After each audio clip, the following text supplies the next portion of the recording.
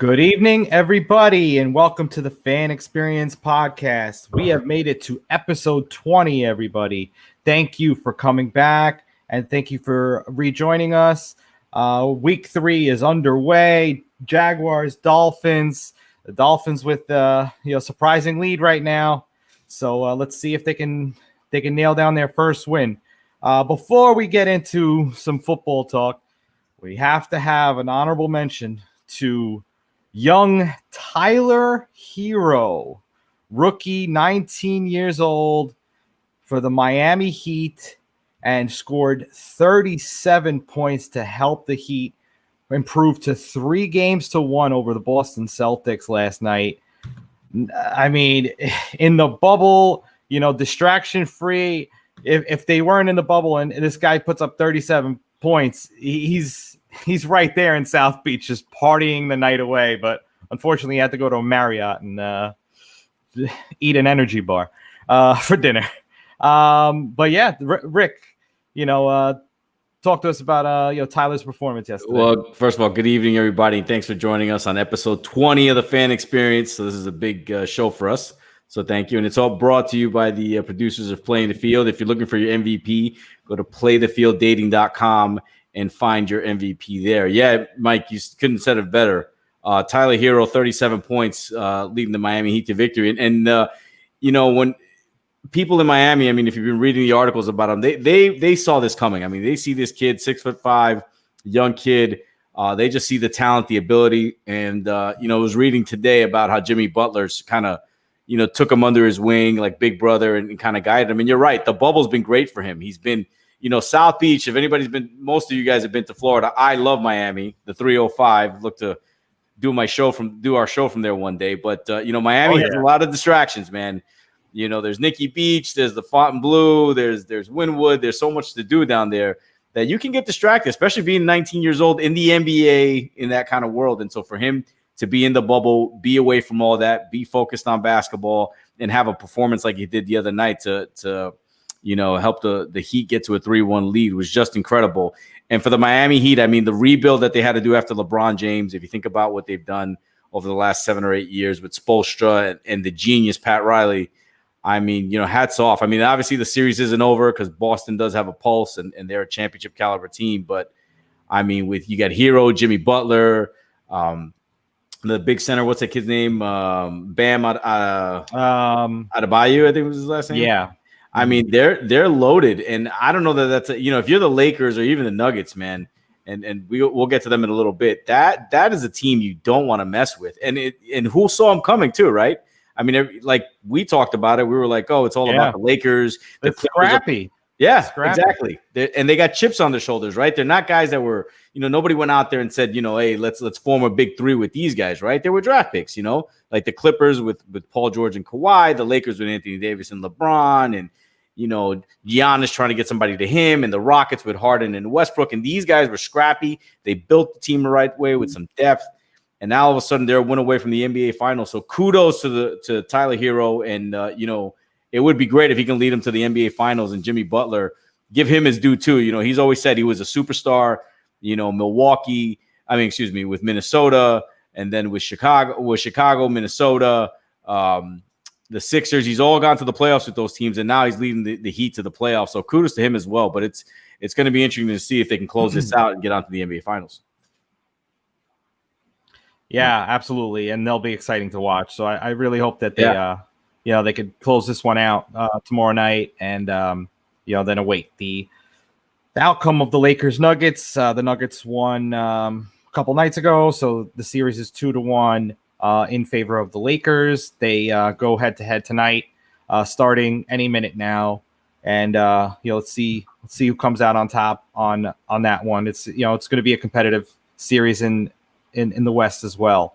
And they're all playing in the East. Right. Yeah. But that's going to be interesting too, right? Because Anthony Davis hit a big shot. He had his sort of Laker moment, right? Like he's arrived. But then here come the scrappy, just like Miami, the Nuggets, man, with Jamal Murray and Jokic.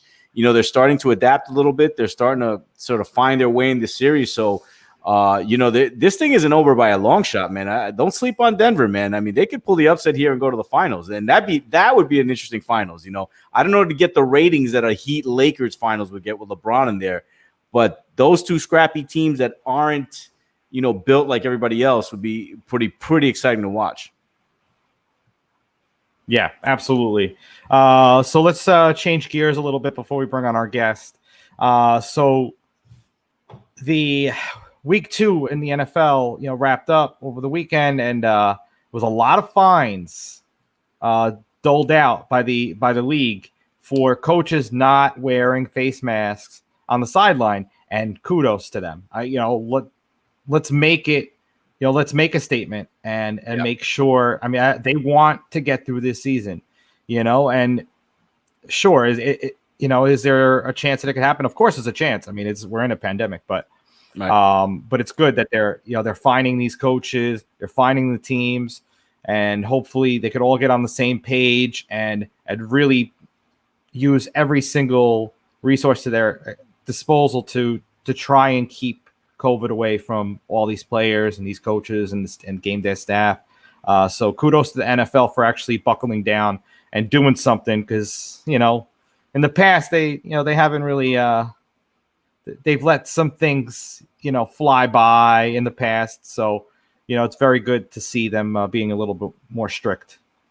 Yeah, obviously. Look, we're in the middle of pandemic. You have this debate in the country: masks, no mask, and I think the league as a whole is trying to set the example to the country. Be like, look, you have to wear a mask, and these coaches have to abide by that. If they have what they call a get back coach, where they tell the players get back, don't stand on the sidelines. If a player is going to get fined for wearing like the wrong cleat or the wrong towel or the wrong jersey the wrong way, the coaches should be fined, and good for them. And it just sets the example that there are consequences to your actions.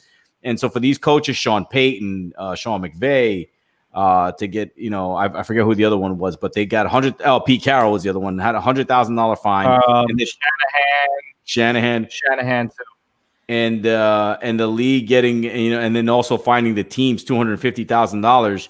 Good for them, man. Set the example. Let them know that there's consequences. Let them know also that you're sending the message not to the country that this is serious. It isn't just you guys are doing this because, the league mandates you. There is a serious pandemic out there, and you have to take it seriously, because the last thing the league needs is for one of these coaches to grab COVID, give it to somebody else, for God forbid, and then it's just a mess. So kudos to the NFL for putting their foot down on that. Yeah, and Gruden and Peyton both had it in the offseason. That's what it was, John Gruden. Yeah. So while we're on the topic of medical problems and Tyrod Taylor, after breaking a rib, the doctor ends up accidentally puncturing his lung. And, so now Justin Herbert's going to start. But my personal feeling is, the NFL put that clause in. If there's anything that comes up, where you're at a risk or a high risk for COVID and something that really could be life-threatening, I would think having a punctured lung and possibly contracting COVID would be something that's life-threatening. So I personally feel that Tyrod Taylor should be opting out of this season, and they should just let Herbert just take over, because it's not worth his life. No, absolutely. And for this to happen is just so I don't even know what the word irresponsible. I mean, how could this happen? You're a doctor, right? Like, so you're a medical doctor. Oh, sorry. I hit something here. But you're a medical doctor. Yeah. And this is what happens here. But you're a medical doctor who gives your job is to give a shot. Give somebody a shot. This is awkward. I don't even know what's going on here. But anyway, you give him a shot by his lung. You puncture his rib, and then you send him out on the field. Right? You send him out on the field, and as he's going through warm-ups, he's like, "Hey, I can't breathe." Like, didn't the doctor know, hey, something might have gone wrong with the shot here? Like, didn't that cross his mind? And then you guys send him onto the field. Jesus, he could have died. Like, if I'm Tyrod Taylor, I call my agent and I said, I'm suing the league, I'm suing the doctor, I'm suing the team, I'm suing everybody. I'm sorry, because they almost killed him. And then secondly, I sit down with my family and I say, is this worth it anymore? Because, my God, he could have died. Like, he could have died.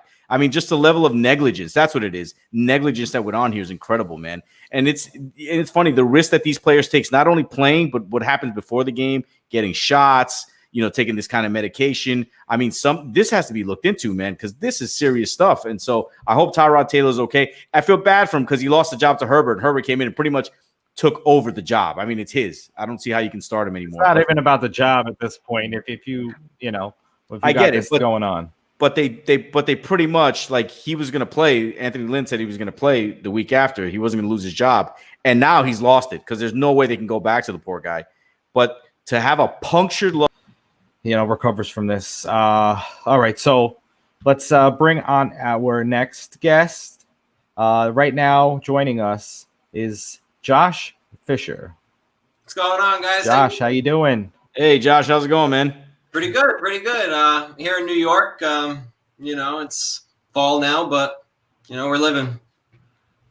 Yeah, well, we're right in New York, right along with you. So I'm on Long Island. Rick is in Queens. I'm in Queens, yeah. Oh, nice. Okay. Yeah. Where are you? I'm in the city, actually. Heart of Manhattan. Okay. Dead center, yeah. Awesome. Nice. Okay. Yeah. So thank you for coming on. Thank you for joining us. So, I mean, I guess we could start with what's right behind your head. So the Yankees jersey. So we got Derek Jeter. Obviously growing up in. Oh, look at that. Look at that. Yeah. You can. All right. Go ahead. The floor is yours. Yeah. So, how you feeling about, them coming back a little bit and making a playoff push? Obviously, they clinched the wild card spot, but talk to us first about where your love for the Yankees started, really. Yeah, I mean, born and raised in New York. My dad, growing up watching games, before I could walk. He has a story of the '96 World Series. He was putting my crib together when Jeter hit the home run. So, it started there. I mean, I was born into it, and other than, I was born into the Giants. We'll get into this. I was born into the Giants, became a Jets fan, but, the Yankees are my number one always. And, that's just, I was a baseball player growing up as well. So that's my team. And, we're back in the postseason. It was scary for a while. We weren't sure, but, this team prevailed. And last year, you look at what they did last year too. I mean, most injured team in history and ALCS. I mean, arguably a couple years ago should have been in the World Series. So, it's our window. You got to win it. You paid Garrett Cole all this money. You got 9 years, 300 plus. If we blow this one, I'm kind of losing hope in the future. Gary's losing his job now, so hopefully, we're praying. And I know, Mike, you're a Mets fan, so I'm sorry to see, what's been going on with you guys. I am. Here, but it's been a tough one. But yeah, no, Yankees are my team. Thank you. Yeah, so I'm excited for Steve Cohen taking over, though. And there was a report today that he's looking to hire Sandy Alderson as the team president. So that's a step in the right direction, and excited for what Steve Cohen's going to bring to the team, especially with his probably pent up frustration from years and years of decades of watching people that don't want to spend money, and he's got deep pockets and he's not afraid to spend them. So what do you got on there? Is that an Islanders? It's you got an Islanders jersey on? Yeah. Rangers? Big Ranger fan. Yeah, it's a very exciting time for us too. It's they're a team that knows how to do it. I'm a big Knicks fan, big Jets fan. Obviously, it's a little different in those areas, but Rangers coming back. They gave the 3-year rebuild plan. Year 3, I mean, look where we're at. So I'm excited. It's an exciting time to be a Ranger fan. Hopefully a cup soon. That number 1 pick will help. Indeed. Josh, the question oh, sorry, Mike. I didn't mean to cut you off. Go ahead. Josh, the question that I'm intrigued, I think Mike, you're good. You're good, right? Okay. The question that you were a Giants fan that became a Jets fan. Do you realize what you've walked into? Do you realize the suffering that's going on? What made you go from a winning organization, a championship organization, a history organization, to us, to the Jets? I mean, tell our viewers about this because I got to know what's going on here. And this is a Jets fan. I'm trying to convince you maybe to go back. But go ahead, tell us. Yeah, I'm honestly convincing myself at this point, but it's a fair question for sure. You know, I was a big Giants fan growing up with my dad. Actually went to the 2011 Super Bowl, watched that Manningham catch, you know, out in Indy. It was definitely one of the coolest experiences ever. But a couple of years ago, my brother-in-law was managing athletes, and his one of his clients, Willie Colon, came over to the Jets, Super Bowl winner with the Steelers. So, you know, they're bonded over the Jets a little bit, you know, watched a bunch of games with them. And then it was kind of a time where the Giants were going a little bit down. The Jets had just made it to the AFC Championship a couple of times. So, you know, now I don't call myself a fair weather fan, maybe at that point a little bit. But, I mean, I don't know. I mean, both teams have had a lot of turmoil. So, you know, the Giants did have their runs and hopefully the Jets at some point, but not under this management, not with this head coach and not with this team. You know, it's disappointing to say it because I love the team, but, you know, it's tough. It's a tough decision. I would love to go back, but with no Saquon this year, you know, who's even going to be better at this point? You're right. And now talk to me about this. Giants look better. Yeah, way better. I mean, yeah. And Le'Veon is a disappointing contract, and, you know, it's Sam, where we hope we get something out of him at some point, but you can't. I mean, we got no O-line, we got no weapons outside. The defense, we built it up. CJ Mosley hasn't played in a Jets uniform really ever. You know, it's the Murphy's Law. Whatever can go wrong will go wrong with the Jets, and it's similar to the Knicks. And, you know, if you guys want to get me started on that, you know, I'm here all night, and I'll blow a gasket over here, but we can get into it. Yeah, well, we'll get into the Knicks in a minute. I want to talk about the Super Bowls. You're the first person I've ever met who's been to a Super Bowl. You've been to two of them, and you've been to two historic ones, right? You had the David Tyree catch, and then you had the Manningham catch. So for those of you who've never been to a Super Bowl, what's that experience like? I mean, what is it? You know, obviously it's different from going to any game, but tell us what the experience is like to be at a Super Bowl and to see moments like that, the Tyree catch and the Manningham catch. Yeah, you know, I mean, I would explain a Super Bowl as like not even going to a sporting event. It's so much more than that. You go for the whole day. You go, there's zip lines going across right outside the stadium. Out in Indy, they had zip lines going across the street. They had the whole parade. And then when the Super Bowl was in New York too, there was a whole festival in Times Square. And, you know, then you go and it's only 60 minutes of a game and you feel like you're doing something for an entire day, 2 days. But, you know, a catch like that at the Super Bowl is just, we watch it on TV almost every year. Every time Super Bowl's coming up, we watch those moments, and, you know, it's just a really cool thing to say you've been at that. So, you know, I wouldn't even call it a sporting event. I would call it you're at something that's beyond this earth, especially as a sports fan. You know, I mean, I don't know if you could relate if you're not into sports, but I'm a sports freak, so it's the coolest thing I've ever done. That's incredible. Mike, go ahead. That's why you're on this show.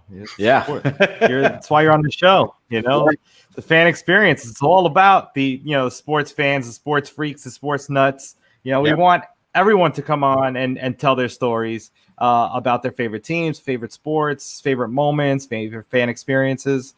So yeah, we're gonna go to the Super Bowl in 2022. Yeah, we'll be at SoFi. Experience.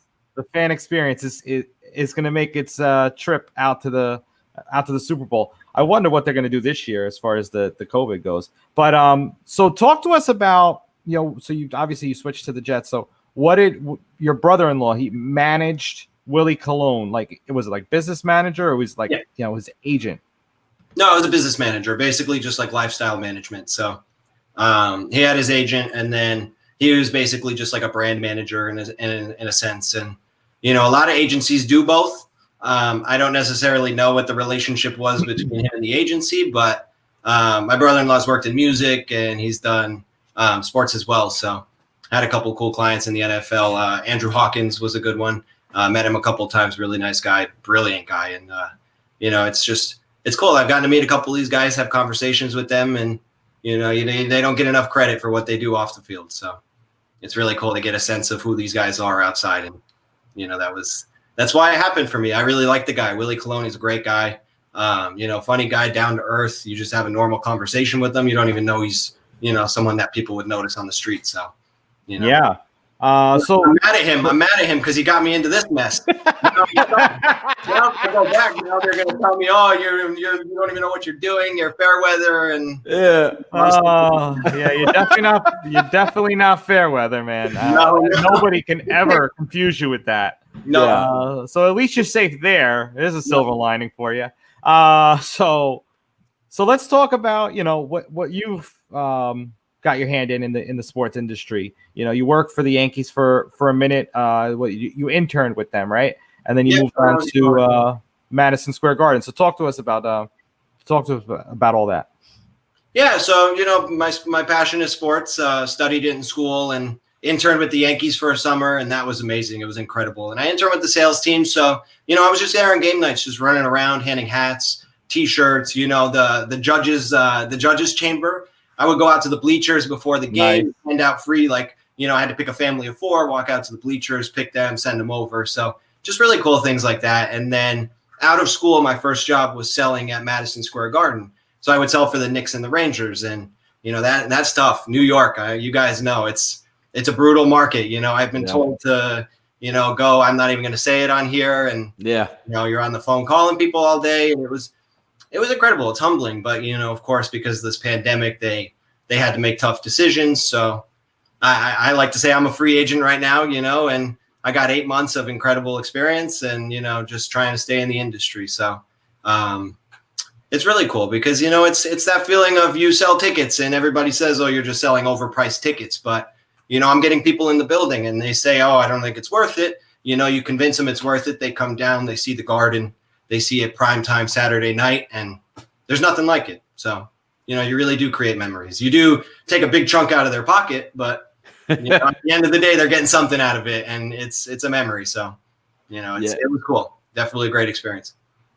Yeah, we've had a couple of guests on who've worked in the industry. We have Hannah and our friend Scotty Wolf. But I wanted to talk about that. You talk about the New York market. I work in New York. Mike works in New York. Tell us, working for the Knicks is especially tough. They've been bad for 20 years. I mean, I can only, brutal. I mean, Phil Jackson, Isaiah Thomas, I mean, you name it. So when you're selling to sort of Knicks fans or whatever, how do you propose it? I mean, think about it. They've been bad so long. How do you get around sort of the negativity and the misconceptions? Like, how are you able to get people in the seats still, even as the Knicks have been this bad for so long? It's tough. It's really, really tough. And, there's so many people that I don't even know if I'm supposed to say this, but I'm just going to say it. Yeah. I got a lot of people who said, I'm not coming because of Dolan. A lot of people stayed on the phone to me. I'm not coming until he sells the team. And I'm like, come on, it's not about Dolan. It's about coming to sit in the seats and watch a Knicks game with your kid, and it's like, you got to, because New Yorkers are so passionate about their sports. We're a crazy sports town and we got terrible teams, but, people still come. So you just, you kind of go away from the Knicks. You stay away because obviously it's a poor product. You can't sell a poor product to someone who has a brain. So you sell the experience. You say, this is the Garden. This place has got the tradition. You bring your kid.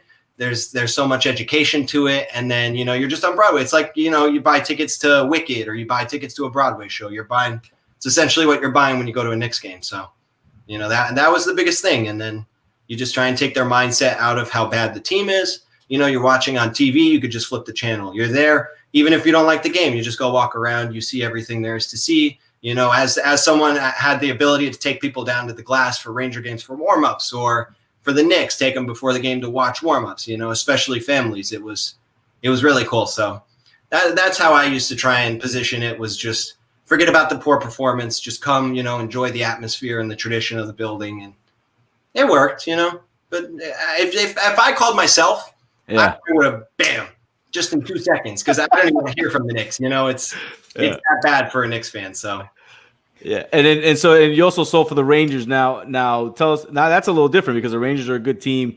Yep. But how different is it in a sense? Like, is it just a little easier?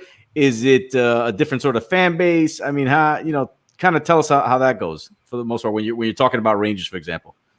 Yeah, so I think you hit it on the head. It's really just about the different fan base. They're two completely different fan bases. The Rangers are, the Knicks are the suit and ties. The Knicks are the tourists that are coming in town. And then you get the passionate Knicks fans. But, a lot of the time the Knicks tickets are a lot more pricey than the Rangers. So Rangers, I don't know if you guys have ever been to Ranger games. You sit them up in the blue seats. These guys love them. That's like the traditional bleacher creatures at the Yankee game. Yeah. So it's a more passionate fan base, I feel, overall. And, it's not about the glitz and the glam.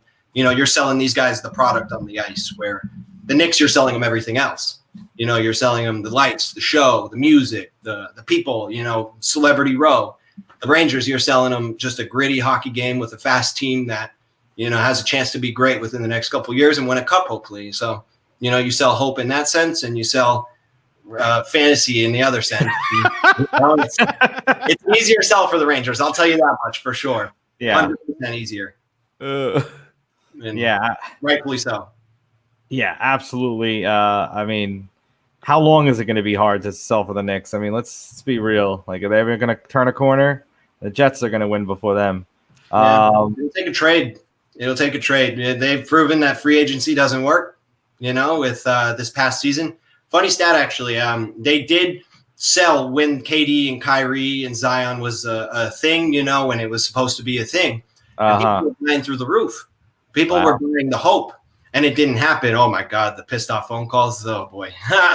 It was bad. Like, all right, this didn't happen. We were told this was going to happen. So, maybe a trade for Chris Paul. Who knows, something like that, even though he's old, at least it's something that'll put fans in the seats and then bring some hope, and then hopefully 2 guys to come over. There's decent role players on that team. There's really not a terrible team when you think about it. You just need a superstar in this league, and they don't have that, and they don't have anything close to that. So, and they don't need a superstar. They need a scrappy bunch with a good coach. I mean, look at the Miami Heat right now. True. You're proving that wrong. That's 100% true. Or Denver or the Nuggets, yeah. Yeah. So it's just, I don't know. They probably just have a curse, just hanging over them. I mean, let's just be real. That's the only thing that actually makes sense. So speaking of curses, superstitions, and stuff like that, let's talk about some of your superstitions. You like to strategically place team gear around the living room as if you're watching a big playoff game. So, tell us about that and, some of your other superstitions. So it hasn't proven to actually work. It's just something that adds a little bit of, like you're there. So, a January football game, I'll open the windows and I'll freeze my ass off in the back room just so I feel like I'm there, and then throw a hat next to the TV, hang a jersey, something like that. Just so, it's for me, but I like to think it works. Half the time it doesn't, When it's the Yankees, every so often, more times than not at the right time, obviously with the ALCS losses that we've had the past couple of years, but just try to keep it fun. I love to pretend like I'm at the game, even if I'm not. And, I'm sports, I'm a kid. I'm always a kid. So, I go to the game, like to go early, watch warm-ups, watch batting practice, and then throw a ball around in the back room when I'm watching a game. So not really superstition. Doesn't really work. Yeah. Well, they did. People like to call them stupid stitions. Yeah. And I'd have to agree. I mean, I still do some myself, but yeah, that's what it's all about, though. Like just feeling like a kid. Like when you turn on a game, like all your worries just go away. For the most part. The worries come. Yeah. Well, no, different worries. Good worries. Yeah, but the good worries, exactly. But yeah, that feeling of hope, that feeling of just pure joy, like you're a kid on Christmas morning. But yeah, so let's talk about how sports has like impacted your life. Like professionally, personally. Talk to us about how it's changed a few ways and how you look at the world. Yeah. So, I mean, professionally, it gave me an opportunity to make a living doing something I love, and that's what's key. Because I was thinking about what I wanted to do going into school, business, this, that, and it was always just everything other than sports. And, at the end of the day, it came back to the fact that why do anything else? There's an opportunity, and this is such a big industry now that there's a bigger opportunity in this than there is in a lot of things. So it's just chasing that passion, and then in life, sports are hope to me. It's a way to bring people together. There's a lot of, stuff going on in the world that obviously we wish were different. But at the end of the day, if people were in the stadium, everybody would be in the stadium and nobody would care, just because it brings people together. And that's kind of what a selling point is when you're selling a sports team too, is just, put away all your judgments, put away everything. Just come here. Everybody's going to wear the same jersey and everybody's going to be the same person for 2 hours, So it's really made me think about like just unity more so than anything else. And always hope. There's always next season, regardless of good, bad, and different going on in your life. You take a look, you watch Yes Network, you watch the Yankees in January and talking about all the hope. And then you're like, okay, there are some things to look forward to. So it's a way for me to, and I've played my whole life too. So I'm still, I play pickup basketball. I go have a catch in the backyard, things like that. And it's like you said, it's just an escape. It's a way to like put the worries aside, just be a person, have some fun and get some fresh air, which we don't get enough of these days. Yeah. You mentioned hope and that, sports, you're right. The one eternal thing I think sports gives all of us for our teams is hope. I mean, we're Jets fans and it's brutal. But there's hope, right, that Adam Gase will get fired. There's hope that Trevor Lawrence will be drafted. There is hope that Christopher Johnson will sell the team. So there's hope. But I wanted to get, in the unity part, tell us how it's, have you, because it seems like you and your dad are pretty close. You and your family are pretty close. I mean, how has sports and what you do helped you bond with your family as a whole? I don't think my dad and I have had a conversation about something other than sports, maybe ever. It's and then my mom she became a sports. She was always a basketball fan. She loved the Lakers. She grew up in LA. But then once she came to my baseball games, it was just like she saw how much I loved it. So it made her become more of a fan. And then, the way we love the Yankees, she loves going to the games now. So it's just my family bonded over sports through me because I was the one that was always most passionate about it. And, if you ask me what I wanted to do on a Friday night, if we're not going to a game, we're watching a game. So, they just accepted the fact that that's the fact of the matter. And I would say for my family and then my girlfriend as well. My girlfriend's a big sports fan. And, I know that's a lot of what you guys do as well. And that's a big part of it because, being a passionate sports fan like us, a lot of people don't understand unless they are also a sports fan. Yeah. So it can get tricky with someone who doesn't understand why you're trying to watch a game for the 5th night in a row, Yeah, exactly. Got to bet on the game tonight. Why are we watching basketball for the 5th night in a row? That just doesn't work. And it's just you got to choose. You got to pick and choose what you have in your life. So if you can have both, that's the way to do it. And that's why I love what you guys do because there's not enough apps and there's not enough platforms where people can actually connect over. This is it's a lifestyle. It's not even just a hobby. When you're a big sports fan like this, you live it, you breathe it. So that's incredible. He literally is saying the exact mission statements of what playing the field is. He's using the word lifestyle, and it's not a hobby. Just the unifying. Oh my! Listen, man, I didn't coach him. I promise. If we could hire you and actually pay you, we'd hire you for our sales team and try to pay you. But it's funny you mentioned your girlfriend, like that she watches sports because a lot of in a lot of relationships out there, like a girl or whatever the case is, would be like they don't understand the passion, like they don't understand why you're angry, right? They don't get it. So for our viewers, what's that like that you date somebody who's into sports and how that she's understanding that on Sundays it's football and nothing else. Like you wait your turn on Monday, so to speak, right? So tell our viewers how it is that you got your relationship works with your girlfriend and how sports is deeply embedded in how you two sort of mesh together. Yeah, it's just like you said, Sunday, it's a religion. It's Sunday on the couch and we watch football for 7 hours. We got Scott Hansen on the red zone. Yes. She embraces it and she enjoys it. And then, she's a big hockey fan. So we go to hockey games all the time. When I was working with the Rangers, I'd get comp tickets here and there and she was always for it. So, and it's a night out. She looks at it as a fun night out. She doesn't care. We travel on the road. We don't care about the two teams. We just go for a fun night out. So, it's just enjoying the sports and, I'm getting her into the Yankees. She's a big Yankee fan now. She's a Maple Leafs fan, so I can't get her into the Rangers. I've been trying. She said number 2. I guess I'll take that. It's okay. And then Jets, I wouldn't even ask her. Yeah, don't do that to her. Yeah, if you really love your girl, don't do that to her. No, I wouldn't even ask her because I'm just going to disappoint her. And then, Knicks, it's just fun to go to games. And that's what I would always tell people is it's just fun to go to the game. It's just always fun. And, It's fun to watch a team get blown out by 40 points every night, but just being together and embracing the fact that you're at an event. You go to concert. We love going to concerts, movies, everything. It's just entertainment. And, if you're not entertained by it, then I think there's something wrong with you, but that's just me. Man, the fact that she knows the deal, like 9 in the morning, the pregame starts on NFL Network. Then you go to CBS and Fox at noon, and then you got the games and Sunday night. Oh, my hat's off to you, man. Yeah, keep her for sure. I should have tried 100%. The window open in January yet. I don't know how that one will work. Yeah. Well, we'll try that one too. You open the window in January to feel like you're at a game. The Jets don't play in January, man. Yes. Yeah, man.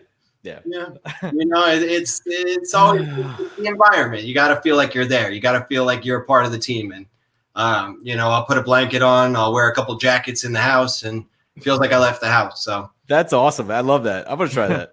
Try it. You're going to hate it, but you might embrace it. You might embrace it. Well, in Rick's case, he goes for walks after his, after the Jets do something stupid or at halftime or after the game. Basically, you're not even watching at that point. I watch because I like torture. I'm an emotional wreck after a Jet game. Yeah. I go for these long walks, man. I'm like a sad person in the street. Talk to myself, like it's awful, but part of being a Jet fan. It is. Yeah, absolutely is. And they had a protest today. Did you happen to make it over there, Josh? No, I didn't make it over there. No. Yeah. I think only 2 people showed up. I kind of wish it was a little bit more, but yeah, they really need to just get rid of him. And let's just start over. I knew it 2 years ago when they hired him. And everybody did. It made no sense. Everybody did. Everybody did, except for our owner. That guy from Miami over here. They said it was to develop Sam Darnold, but you can't develop Sam Darnold if you don't have an offensive line. You can't develop Sam Darnold if you don't give him weapons. If your best weapon arguably is Chris Herndon, I'm sorry, you got to do something here, because you bring in Brashad Perriman. This man, he was okay in Tampa Bay, but as many turnovers as Jameis had, he was still a decent quarterback, serviceable, and they were letting him go down the field. And now Le'Veon is, I love Le'Veon. I think he's a good team leader. I think there's a lot of character that people didn't see out of him, but now that they do, because, he has to lead such a bad young team. But the defense, look at what Adams did to us. Adams, I think that was terrible. I'm very disappointed about that situation on both sides, because I think there was a way for the Jets to make it work. And, I think it's a decent return, but it's still, that's once in a generation defensive player that you could build around. Now you're back to square one. You got a couple more draft picks, but how many times are you going to land a Jamal Adams in the draft? Josh, you're going to make me go for a walk, man. Go for it. Not until after the show is over. Yeah, Mike, we don't have to talk Jets anymore. Mike, you can ask him something else, man, please. We're done talking about the Jets. Our good friend Andrew just commented that there's plenty of room on the Chiefs bandwagon. That's thank you for the offer, Andrew, but we're going to try. We're going to stay true to the You got to stay the Jets. My pockets will join. I'll definitely throw a couple wagers on the Chiefs. It's a good bet these days. but yeah, I'll wear a Chiefs hat for 3 hours on a Sunday, but that's pretty much it. Yeah, absolutely. So let's just talk about a little bit with that playing the field a little bit. So we're trying to build the dating app and also like a community app for people to to come together, go to games together, to find ways to play pickup basketball. You said you like to play pickup basketball, and you said you like to play baseball, but like also find ways to find a like a recreational softball league and things like that, and to find your MVP. Well, how did you guys meet anyway? We met at school. I went to college upstate, Ithaca, New York, and we met at school. I transferred there my junior year, so we've been together for a little over 2 years now. If I got that wrong, she's going to kill me when we're done with this, but but she likes to give me a hard time about that kind of stuff. But we're guys. But yeah, we met there, and it was not sports related at all. And I had to do a little bit of a vetting process on my end. Ask a couple questions and make sure that there's a little bit of a connection here before we move any forward. And that's why something like this is great, because it is a deal breaker to me. It really is. I mean, like you said, it's a religion on Sundays, watching Yankee games, watching basketball games. This is what I like to do. This is me. And if you don't like it, then there's probably not a fit here. So, I got lucky. We get lucky sometimes, but it's not always the case. So if you could start off with a little bit of a vetting process before you even start communicating, it could help for sure. Yeah, well, we could skip the vetting process altogether. Not for your case, but anybody who's watching, skip the vetting process altogether and just go right on playing the field. Playthefielddating.com. We're in beta now, working on the mobile versions to hit the app stores in the next few months. Go on there for friends or for a love interest. So definitely put on fan experience in as a promo code, and we'll know that you came from here, and you'll get some extra perks on sign up. Rick, you got anything? Oh yeah, I was lost my train of thought here, but that's what it is. So you're in sports, you love sports, passion for sports. You went to school, you've interned for the Yankees, you're working you work for the Knicks and the Rangers, and obviously with COVID, things have changed. But you're a young guy. Where do you want to take your career in sports? Obviously, you're in sales right now. You're enjoying what you're doing, but where do you want to take your career? Where do you see yourself? And I know 5 years is a long projection because life throws us curveballs and we don't know what it is. But what are your goals? What are your ambitions? Like, where do you want to go with your career in the sports industry? Sports agent. Wow. Okay. Tell us a little more about that. I'm already in the process. I have a unique opportunity with my family. They want to get into sports as well. So, you got to take the opportunities as they come. I haven't really prepared for it, but it's here. So, look out, tune in. Things are coming pretty quickly, and I'm diving in. I'm ready to take the MLB exam next August. So, just trying to network, make some connections, find some, athletes up and coming, and that's kind of where I'm going right now. So we're early in the process, but already made some pretty good connections. So that's something that I've always wanted to do. I want to be Jerry Maguire. I want to be those guys, and it's something that sounds nice, but it's just a really great. It's just you get to be with the players. You really get to feel like you're a player again. It's almost a sport in its own. You have to land the clients. You got to maintain the relationships. You got to deal with the teams. So it's really cool, and it has a sales aspect to it with the negotiation as well. So that's where, if I were to tell you right now, I can predict it, but that's where I'd want to be. So that's incredible. So awesome. That is incredible. So I think you're going to do well. You got a great personality. But so how does that start? Everybody who wants to get involved in sports, I want to be an agent or what have you. But for our viewers who don't know how to get involved, or how difficult is it and how hard is it to break into that line of work? Because not everybody can be Scott Boras or work for CAA or Rich Paul. So tell us how that happens, because I'm curious to know how that works. Yeah, so it is extremely difficult. It starts with networking. You got to make these connections with people who are in the league, people that know the players and agents already. So essentially what we're trying to do is start an agency, and then we're going to bring a couple agents on. And in that sense, you bring a couple agents on, you make the connections through them. I'm going to go for my license, so that once I make these connections, it's tough because you got to go to practices, you got to go to games, you got to travel, you got to find these people, and then you got to sell them. You got to sell them that I'm capable of doing this because I have XYZ connections. And in order to make those connections, you got to put yourself out there. There's LinkedIn. LinkedIn is a great resource to network with, individuals in any industry, really, especially sports these days. So I would say that's a good place to start. And then I've just been doing a ton of research. You just got to do you got to do your due diligence, watch your film, read the playbook, understand what it takes, and then find the way to implement it. So starts with courage, then it starts with networking, and then you just got to go into being a doer and being a runner, because these guys they don't get enough credit for how much traveling they do. Expense wise, it's crazy. And then being able to deal with athletes, there's a lot of crisis management that you have to take into account these days with these. I don't want to single out any players, but no, not at all. There's a whole lot of things that I'm learning even today about this that you really have to take into account. So it's a long working process. Definitely something that's not overnight. But I look at, with this pandemic, it's terrible. But you got to see that the fact of the matter is you're stuck in your house. There's opportunities right now. You really have to understand that and see that, you could either sit around and wait for this thing to be over, or you could come out of this thing stronger than you went into it. So that's where I'm at in my process. Well, Josh, that's awesome. Man, we wish you the best of luck, man. You got a great attitude. I think you're going to be a tremendous being an agent. And my hat's off to you, man. Remember, it's a long game. So young guy, you can have your bumps down the road, but all the best to you, man. I think you're going to be great. Thank you so much. Thanks, Rick. Appreciate that. Yeah. Loving the drive and the determination. And like you said, you're in COVID and you're just trying to just keep grinding so you can get to where you need to be.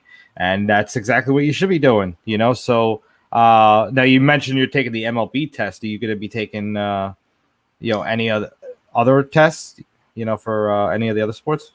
That's my main focus right now. It's, there's a lot of studying that goes into it. You got to understand the collective bargaining agreement. There's rules and regulations set out by the Players Association. So it's a lot. So I'm going to focus on that for now, and then try to connect with individuals in other leagues and just hopefully take it from there. But right now I'm just really, and baseball is where my passion really, that's where my understanding is. Understanding of how it works, collective bargaining, everything in that sense. I'm kind of a baseball nerd. So I feel that this is definitely a good place to start for me. And down the road, hopefully other leagues. But you look at Boris. I mean, Boris is an MLB guy, the most successful agent in the world, one sport. So absolutely. 100%. That's just got to see where you're an expert, try and build on that expertise. I'm far from an expert, but that's where I'm closest to it. So, well, Josh, listen, we hope you become more of a guest on the show so you can tell us about big deals that come along. Our only ask is that when you make it big, and you will, when you start getting your clients, if they can come on the show, we get a chance to interview them for a few minutes and talk about playing the field. But other than that, man, when we have some big deals, I think it'd be great if you came on and kind of give us the insights and the scoops of big deals in Major League Baseball. I think it'd be great for us. For sure. No, 100%. I appreciate you guys. This is my podcast debut. So awesome. There it is. More of it to come. Your career started here. Yeah, started here. And, this is where if you guys ever have an opening again, love to come back on, talk about sports, anything, I'll talk sports all day with you guys. So awesome, man. Thank you. Absolutely. Definitely. I might be out of co-host in January because he's going to be he's going to be walking cross country after the Jets season. California. I'm telling you guys right now, I might be walking over the bridge on Sunday at 4 p.m. if we get this or it's 7 o'clock whenever they play the Colts. If it goes 40-0, I'll tell you right now. Guys going to end up looking like Forrest Gump. People lock in the Colts right now. Lock in the Colts. Lock in. I had the over tonight, so we'll see. I mean, they're scoring right now, so yeah.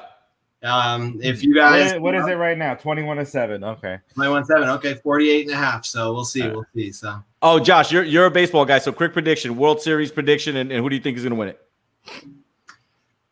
I really, really, really, really want to say Yankees, but there's a lot of things that need to happen right now. I think that we got a lot of uncertainty with catching, with the pitching. So if I had to say, I mean, it's the Dodgers' turn. The Dodgers' turn. They've been there so long. Sure. Best team in the league still. This is a weird season. There's a lot of things outside, exterior, what would you call it? Things that are going on that, may impact the team. And it's whoever's going to motivate themselves the most. And how could you not motivate yourself after losing that many World Series in how many years? These guys are built to win. Mookie Betts coming over there. Betts, Red Sox guy, but you got so many guys like that in the lineup right now with Kershaw, with Buehler. I think it's Dodgers. That's where my pick is. All right, there it is. Josh Fisher, future. I agree. Don't think I'm rooting against the Yankees. That's not the case at all. This is just my brain talking. No, not at all. No. This is future MLB agent Josh Fisher with his prediction that the Dodgers were going to win the World Series. Yeah. Josh, thank you much, man. Thanks for coming on tonight. Thanks a lot, Josh. It was a pleasure having you on. Mike, Rick, thank you guys so much. This was awesome. I had a lot of fun. Thanks again. So, likewise. We'll talk soon. For sure. All right. Have a good one, Josh. Take care. Take it easy. Man, he's on the right path, man. he's on the right path. Absolutely. No, You know? very, very nice guy, very personable. He's Yep. he's gonna make it far in this game. He's obviously got a lot of experience playing the game. So scouting these players is gonna come probably the most natural part of the job. Yeah. And obviously there is a lot, involved with the job. You need to know everything about that collective bargaining agreement. Just need to know all the legal stuff. I looked into it for a minute too, and I just you got to have some legalese, like you got to have some law background. But I mean, look, he's driven, he's persistent. You could tell, man, he's motivated, he's hungry, and he's ready to roll. So kudos to him. I think it would be good though, like if there's some big deals in baseball, like in the off season, he can come on and just give us some insights on some of the deals and the contracts and stuff like that. That'd be great. For our fans. That'd be awesome. Oh yeah, for sure. We talk about every single person that Steve Cohen signs and how he can afford it all. Once Cohen owns the team, I don't know if Josh is still there. Once Cohen owns the team, and he is not, but I'm sure he's watching on the. All right. Well, once Cohen buys, they give him the team. Alderson becomes the president of the team. We got to bring him back on so we can talk about Mets moves and some hot stove stuff. That'd be great. I think that'd be good. Yeah, absolutely. Well, thank you again, Josh. It was a pleasure having you. So let's move on to our Week 3 parlay picks. 5 for 5. So we're going to pick 3 games and the local teams, the Giants and the Jets. So we're going to start it off. The Las Vegas Raiders, fresh off their New Orleans Saints victory against the New England Patriots in New England at 5.5. I am going to go with the Las Vegas Raiders in this matchup and take the 5.5 points. Yeah, I'm going to go with the Raiders as well in the 5.5. The Patriots have to travel back to New England. The Raiders are going to travel, but I think the Raiders are coming into their own a little bit with Gruden and them. So we'll see. But I still think New England's going to win, but I'll take the Raiders in the points. Yeah, absolutely. So you start this one off. Dallas plus 4.5 at Seattle. Dallas plus 4.5 at Seattle. Dallas coming off an incredible victory over the Atlanta Falcons. Just unbelievable that they pulled that game out. Seattle coming off a tough, emotional game against the Patriots at home. I'm going to take Dallas in the points. I think that game is going to be close again.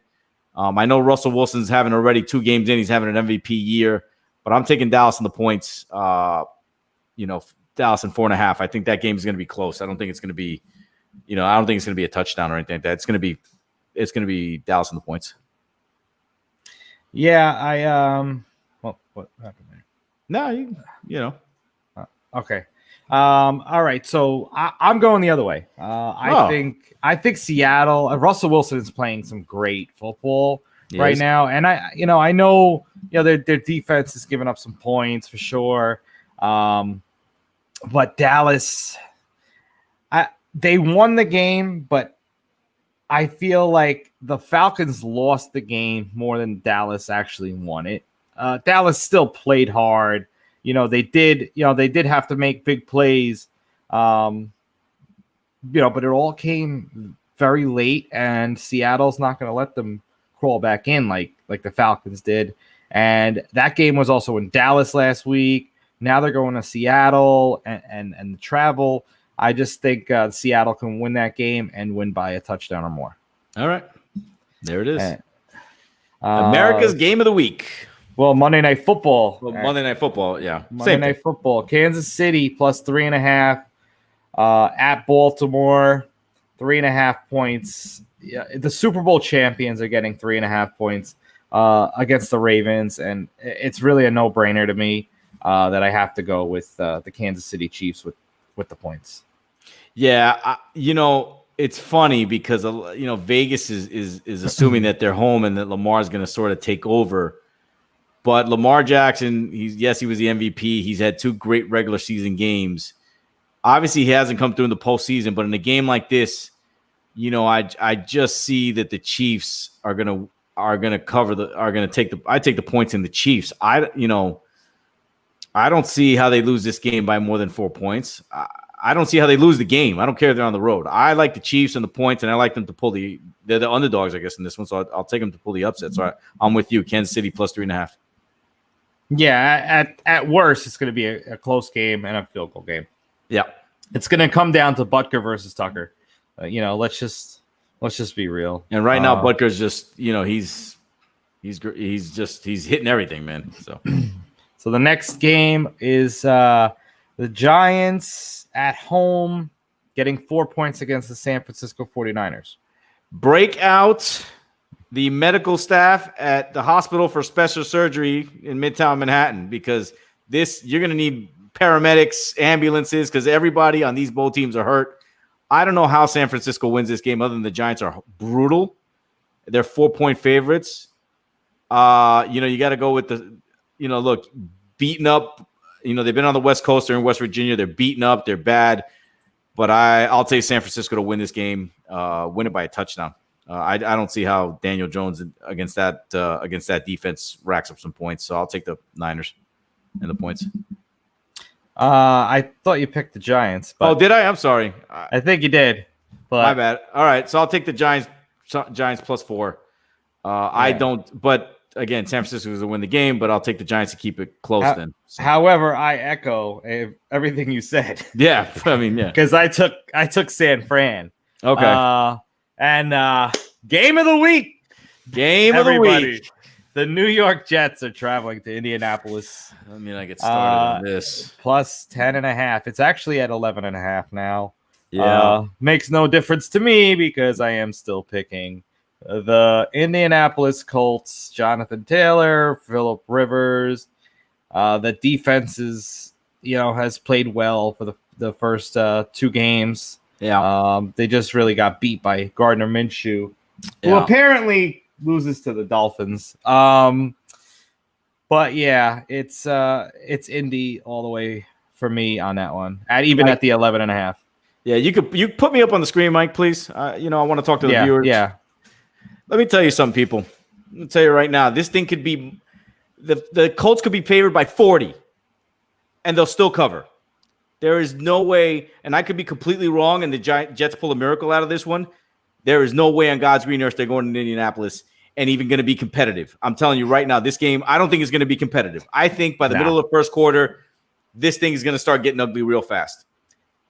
The Colts are going to cover. They might beat them by 30 points, for God's sakes. The Jets have nobody on offense. They have nobody on defense. They have no heart. They have no coach. They have no owner. They have nothing. Let me repeat that again. The New York Jets, my beloved New York Jets, have nothing. If this thing is remotely a football game by halftime, I will be stunned. I'm with you. I'm going with the Colts. Minus 10.5, minus 11, minus 100. I'm going with the Colts to cover this one. I don't see any. I don't want to hear about that. They've had a good practice. And by the way, hats off to my 2 guys who went out there and protested today. All right. Those guys showed more guts than Adam Gates in the game because they weren't scared. They went out there and said, you know what, we're going to protest. It was 2 dudes. My hat's off to you guys. But at the end of the day, we have a coach who coaches scared, doesn't coach to win. Team is discombobulated. They're just a mess. You can tell they're going through the motions. They don't want to be there. This thing could be 200, minus 200, and the Colts will still cover. Colts and the points. I don't want to talk about it. This just upsets me. Colts and the points. Colts and the points. My blood pressure is going up. Look, I'm gonna need to go for a walk. This is embarrassing. Everybody, please send Rick a DM on Sunday after the Jets lose by 50. Yeah, try and talk him down. While he's walking, he can read some positive feedback. Tell him the best thing about the show so far. Bring up his spirits a little bit because we need to make an episode 21 next week. Yeah, I don't know if I'm going to make it to episode 21 if this thing goes south real bad. I can tell you, and I'll tell you right now, I'm going to say it again right now, and I'll say it all week until it happens. If this thing gets ugly Sunday, what time do they play? 4 o'clock? 4 or 5? Is that kickoff? Are the Jets the late afternoon game? Yes, I'm pretty sure they're late afternoon. Yeah. If by 4:30 this thing is 20-0, somebody check on me. Okay, knock on my apartment door. Somebody make a phone call. Check on me because it might get ugly in here. I will. I will echo Andrew's previous tweet. Yeah, no, I'm not going to be a Chiefs fan, Andrew. Thank you for the offer, but this thing could get ugly, and if it gets ugly fast, and if it's like last week, if they don't fire this guy after this game, Mike. Yeah, come on. I don't what know are they what to say. waiting? I honestly do not understand what they're waiting for, and it's upsetting. It truly is upsetting. But let's not talk about the Jets anymore. And I will be wearing maybe we shouldn't even put them on the 5. No, we got to put them on because they're local. And I will be wearing my number 7 Boomer Esiason jersey on Sunday to see if something happens, but it's not. You might have to bury me in that thing after it's over, but whatever. All right, news and notes. Let's move on here. News and notes. Yeah. So, quick update. The Lakers are up 60-53 in the second quarter. Plenty of time left. But yeah, what do we got for news and notes? I read something today that the Robert Kraft case. Let's talk about that a little bit. So Robert Kraft, all charges have been dropped for solicitation. You know, it's funny with the Patriots, man. You play for the Patriots, you can get away with pretty much anything. Deflate the football, Spygate. You go to a massage parlor, no big deal. I mean, what can you say, man? The rich just get richer. So yeah, that's really. I mean, could we really expect anything else? So No. I'm not really too surprised. So it's just business as usual when it comes to the Patriots, but it is what it is. In other news, the Pac-12 is going to. Yep. They're going to play a 7-game schedule. Yep. Will be starting their season, and this is one of the ones that canceled, correct? Correct. Yeah. So now they are going to begin a season on November 6th. And you said how many games? They're going to play a 7-game season. I mean, look, man, if they can keep these kids healthy, more power to them. But I think they started feeling the pressure. The SEC is going to start playing. I mean, these leagues are playing. The NFL's playing. And I think they were like, you know what? We're just going to play. These guys have 7 games. As long as everybody's healthy and there's rapid testing and people can stay safe, they see no reason to play the games. So good, good for the Pac-12. And again, it's good for the country because it's kind of it's moving in a better direction. But still, with the protocols and all that. And are they going to have fans? I'm not sure if they're going to have fans. I'm not sure. I don't think they're going to, but maybe half, 25% capacity and some. I guess it's going to go based on, the school. And what the school decides. I don't think it's going to be a universal type of thing. But I'm not seeing anything on the fans. Yeah, I don't see anything on the fans either. So, but listen, the pressure got to them after the ACC, the Big 12, the SEC. They're all set on playing. I mean, they couldn't do it. So they were like, hell, we gotta go for it. Yeah. So all we can do is wait and see and see how it all comes out. But let's just hope and pray that all these kids are safe and healthy, because they're kids. They're kids at the end of the day. So they ain't getting those big checks, man. So. They're not getting any checks, and that could stop them from getting any of them. Yep. Not to mention getting very sick. But yeah, so I think that wraps up. Do you have anything else? One more thing. Your beloved Mets. And word on the street is, or the word out there is, Sandy Alderson will be named president of the New York Mets. That means the days of Brody Van Wagenen talking to Jeff and thinking he runs the place are over. And the question that leads me to you have to ask is Brody going to be the general manager? I mean, something tells me I don't think he wants Brody. Yeah, I don't know that he's going to work together with Sandy. I think Sandy's a no-nonsense kind of guy. Brody's more of a flash and what have you. And, he's his former agent. And I'm wondering if Sandy's just going to want to run a tighter ship. So we'll see. But that's going to be interesting how that plays out with Brody and Sandy. But, again, kudos to the Mets. Kudos to Steve Cohen for getting this deal done. Kudos to the Mets for hiring Sandy Alderson and now starting to run a tight ship. And this, with these rumors of Brian Cashman coming over and them talking to Theo Epstein, the fact that he went about that. But the fact that he went back and said, you know what, I want a solid guy like Sandy Alderson, respected in Major League Baseball. Good for the Mets. Yeah, absolutely. I mean, it brings you back to what we were talking about before. Yeah, hope. There is light at the end of the tunnel.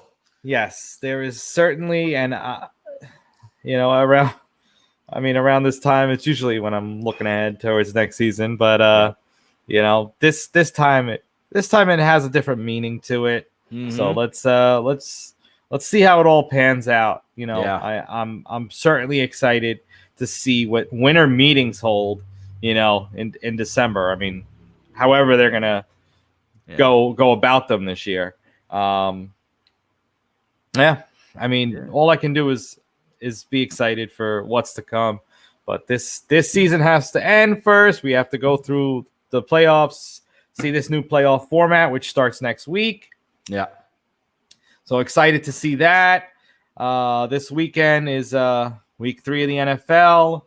We got 21-7 Dolphins still. Yeah. 10 minutes left in the third quarter. So let's have plenty of time for the game to go either way. But let's see how it ends out. And, enjoy the games on Sunday, everybody. I know we will, except for one game in particular. Yeah. And then we're not going to name the names. And then, obviously Monday night with Kansas City and Baltimore should be, a very fun game to watch. And we will be back with you Tuesday night, 9 p.m. live on Facebook, YouTube, and Twitter. Thank you for joining us, everybody. We appreciate it. Have a wonderful weekend. Enjoy the weekend, everybody. Enjoy the games. Go to Play the Field. Meet your MVP. Peace. PlayTheFieldDating.com. Have a good night, everybody.